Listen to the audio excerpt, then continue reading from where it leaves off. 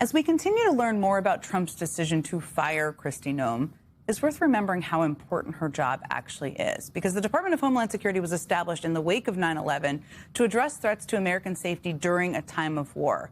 And of course, the current president has just launched us into an ill-conceived war with Iran. So Trump is throwing that agency into chaos at the worst possible moment, and that is not an endorsement of Kristi Noem's work, but it's throwing it into chaos. And while Kristi Noem certainly deserved to lose her job, the man Trump has tapped to replace her hardly seems, in my view, up to a wartime appointment. In fact, he seems quite confused about whether or not this is actually a war. I kind of hate it when the left is saying that war with Iran. We are not at war with Iran. He was very resolved and direct on what we could expect. War is ugly. It smells bad. This isn't a war. We haven't declared war. This is war, and we're taking out the threat. We haven't declared war. We haven't declared. Just now, you said this is war. They've called it war. They've called it war. What I was saying. Okay, well, that was a misspoke. What I was saying that they've declared war on us, but war is ugly. It was a misspoke, everybody. There you go. Okay. Joining me now are 4 members of Congress who have served our country. This is a literal brain trust on this issue. Congressman Pat Ryan was a military intelligence officer in the U.S. Army and served 2 combat tours in Iraq. Congressman Jake Auchincloss is a Marine Corps veteran who commanded infantry in Afghanistan and special operations in Panama. Congresswoman Maggie Goodlander served as an intelligence officer in the U.S. Navy Reserve for over a decade. And Congressman Seth Moulton is a Marine Corps veteran who led one of the first infantry platoons to enter Baghdad during the Iraq War. I am so incredibly grateful the 4 of you are here. I could probably talk to you all for 3 hours about everything happening. But let me just start. I want to start a conversation with Kristi Noem and her firing. I'm going to start with you, Congressman Ryan, because she has also, her replacement has been announced, as I just mentioned. And before you knew this, on Monday, even before you got this news, of course, you were criticizing Senator Mullen for his remarks about how he said war smells bad. Is part of one of his quotes. And you wrote on X, "Hey, Senator Mullen, what the actual F are you talking about? Did I miss the part of your bio where you served in combat or served in uniform at all? Call of Duty doesn't count." What is your reaction when you saw that he, in this moment, is going to lead the department, or is going to be nominated to lead the Department of Homeland Security? If you wondered, could it get worse after Kristi Noem, you're about to find out. You think this is worse? Could be worse? I think he's even more incompetent. I think he's even more clueless, even more sycophantic. And, I mean, you saw those clips. I mean, it just seems like he doesn't even know where he is half the time. Congressman Auchincloss, you've been very outspoken about demanding changes to ICE and DHS and how they operate.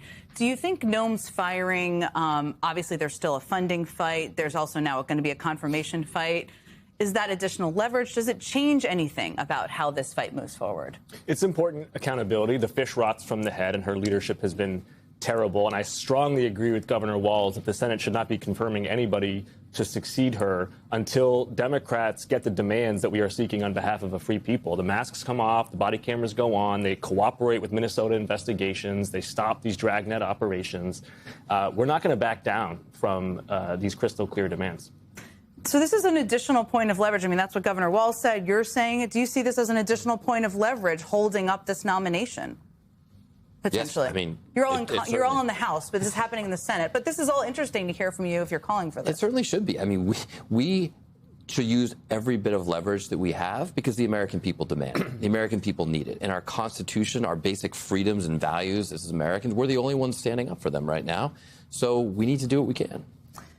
Congressman Goodlander, one of the things Kristi Noem came under fire for, and I didn't even have enough time to list it all in the start of this show, but was DHS's efforts to build a bunch of new immigrant prison camps around the country. Your state has been at the center of one of those battles. It sounds like, I mean, I just shared some of Senator Markwayne Mullen's background. We just heard from one of your colleagues here. I'm not super confident he's going to have a different approach here. But as people are thinking about what questions should be asked, what they should call their members of Congress, what should they know about what has been happening there and what that's been doing to communities? Look, this is a $38 billion campaign to commandeer industrial warehouses and use them for the detention of human beings. The idea is, and this is what the director of ICE has said, to bring an Amazon Prime-like model to human detention. So you just can't get any less American than this basic idea. And Pat's been dealing with this in his district, too. We built a really broad bipartisan coalition in New Hampshire. And what we're asking for, these are common sense reforms. We're asking the federal government to get the blessing of state and local leaders before they go ahead and commandeer industrial warehouses that are going to come at great cost to the taxpayer.